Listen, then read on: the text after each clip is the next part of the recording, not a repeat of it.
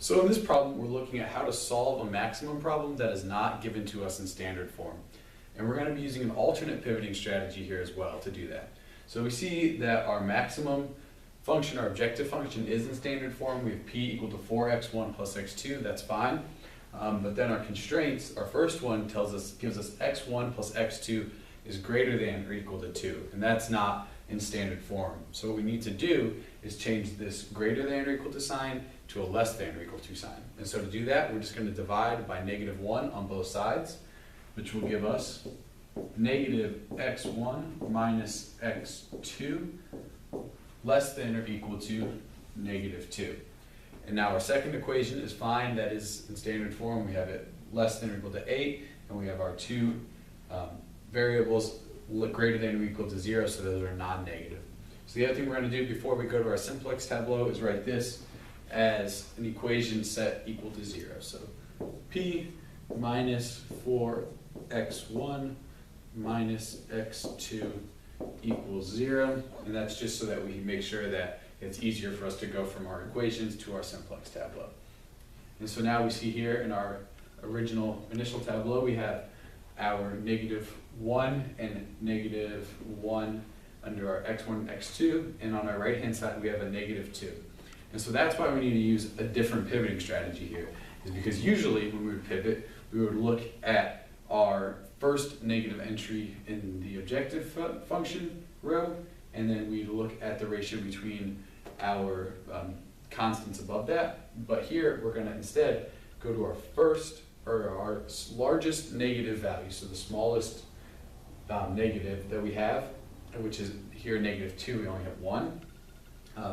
And then we're going to go and find our first negative entry in that row and pivot on that. So we have a -1 here, and that is the first negative entry in the row with a negative here.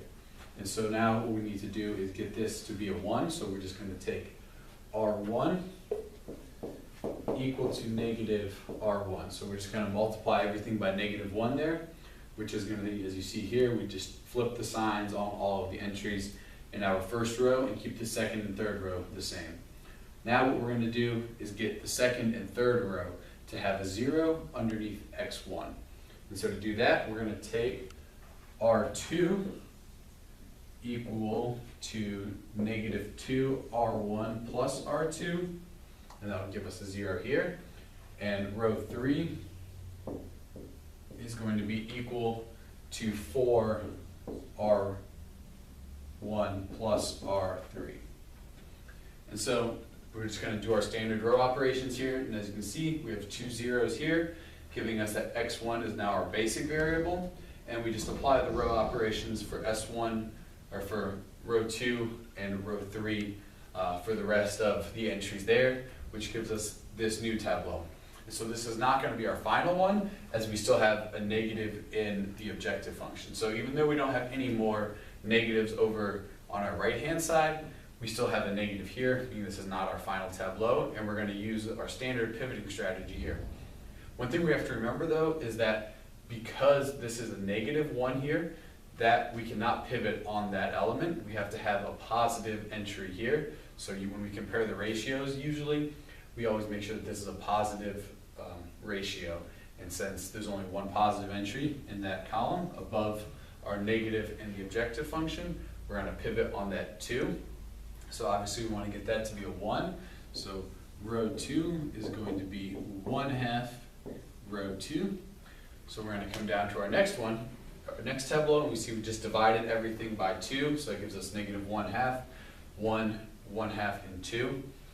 And now, again, to get this to be a basic variable under S1, we need to get zeros here and here in row 3 and row 1 above this 1 that we just got. So we're still going to pivot on this element, and then to get a 0 in the first row, we're going to take row 1 equal to row 2 plus row 1, because that will give us 1 plus -1 is 0, and row 3 is just going to be 4 row 2 plus row 3, because again that will give us 4 plus -4 is 0. And so we're going to come over to our final Simplex tableau, which gives us a 0 and a 0 here, telling us that our basic variable is S1. And then we just applied the rest of our row operations to both row 1 and row 3. So now there's no more negatives in our objective function row. There's no negatives on the right-hand side, so we can just go ahead and read our answers off here. So our first row tells us that x1 is going to be equal to 4, because we have x1 is basic in this row, and we have a 4 on the right-hand side. So x1 will equal 4. And now we also see that s1 is going to be 2, because again, it's basic in row 2, and there's a 2 on the right-hand side.